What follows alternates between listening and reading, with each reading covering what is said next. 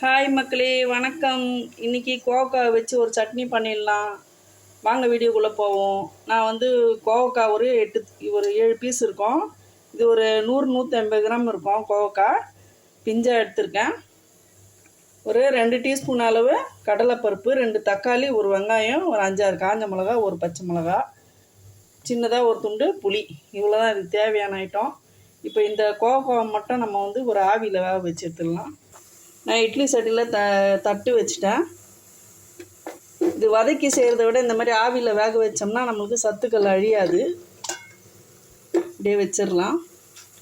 இது கூட வந்து காஞ்ச மிளகாவும் வச்சிடலாம். நல்லா சாஃப்டாக வந்து கார சட்னி மாதிரி இருக்கும். கலரு சாஃப்டாக வெந்துடும். இது 2 மட்டும் வதக்கிடலாம். நம்ம இது 2 தக்காளியும் வச்சிடலாம். இப்போ தட்டு போட்டு மூடிடுவோம். ஒரு 5 நிமிஷம் கழித்து பார்ப்போங்க. இந்த பக்கம் கடாயில் ஒரே ஒரு டீஸ்பூன் எண்ணெய் ஊற்றிட்டு இந்த கடலைப்பருப்பை போட்டுக்கலாம். இது நல்லா வறுபடட்டும். அடுத்து வெங்காயத்தை போட்டுக்கலாம். ஒரு வெங்காயம் போதுங்க. இந்த 5-6 கோவக்காய்க்கு இது ஒரு வெங்காயம் கரெக்டாக இருக்கும். நல்லா வதக்கிக்கலாம். இதை பச்சை வாசனை போகிற அளவுக்கு. இதில் ஒரே ஒரு சின்ன துண்டு பெருங்காயம் போட்டுக்கலாம். அதையும் சேர்த்து நல்லா வதக்கிடலாம்.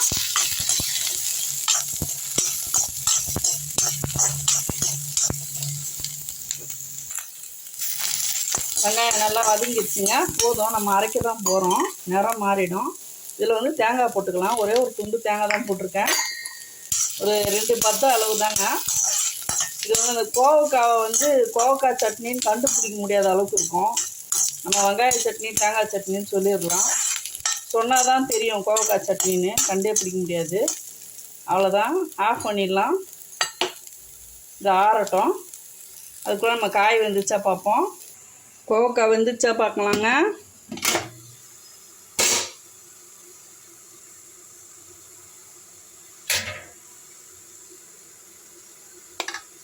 வெந்துருச்சுங்க. குத்தனா வந்து உடையுது.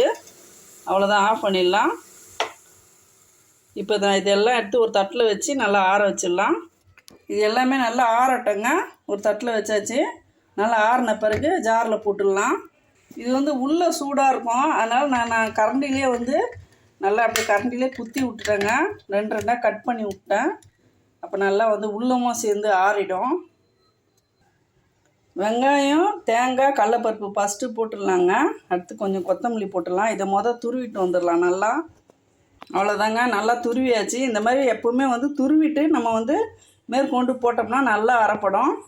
ஜாரில் போட்டாச்சுங்க. இதோடு சேர்த்து ஒரு டீஸ்பூன் அளவு கல் உப்பு போட்டுக்கலாம். இப்போ நல்லா நைஸாக அரைச்சிட்டு வந்துடலாம். அவ்வளோதாங்க, நல்லா அரைச்சாச்சுங்க. இப்போ ஒரு கிணத்துல போட்டுடலாம். இந்த சட்னிக்கு ஒரு தாளிப்பு கொடுத்தாச்சுங்க. தாளிப்பால் ஊற்றிடலாம். அவ்வளோதாங்க. பாருங்கள், இது வந்து கோவக்காய் சட்னின்னு சொன்னால் யாருன்னா நம்புவாங்களா? பார்த்தீங்களா? இப்படி தாங்க வெஜிடேபிள் பிடிக்காத வெஜிடேபிள்லாம் நம்ம வந்து அவங்க சாப்பிட மாட்டாங்கன்னு தெரிஞ்சால் நம்ம இந்த மாதிரி சட்னி பண்ணி காய்கறியை சாப்பிட வச்சிடணும். கோவக்காயெல்லாம் அதிக அளவு சொல்ல முடியாத அளவுக்கு சத்துக்கள் இருக்குங்க. அவ்வளோதாங்க, தாளிப்பு போட்டாச்சு. சட்னி வந்து டேஸ்ட்டு செம்ம டேஸ்ட்டுங்க. பிரமாதமாக இருக்குது. கண்டிப்பாக நீங்களும் ட்ரை பண்ணுங்கள். இந்த வீடியோ பிடிச்சிருந்தா லைக் பண்ணுங்கள், ஷேர் பண்ணுங்கள், சப்ஸ்கிரைப் பண்ண மறக்காதீங்க. தேங்க்யூ மக்களே.